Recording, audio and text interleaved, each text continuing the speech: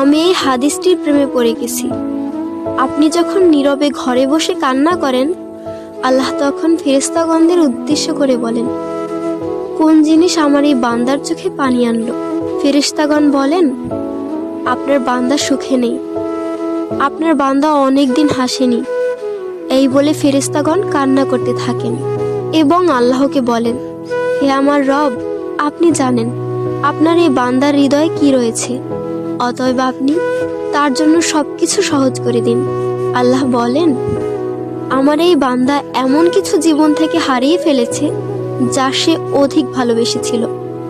অতএব আল্লাহ বলেন, আমি শপথ করছি, আমার বান্দা তার জীবন থেকে যা হারিয়েছে এর চেয়ে উত্তম জিনিস তাকে এনে দেব, যা দেখে দুনিয়া ও আখিরাতের সবাই বিস্মিত হবে।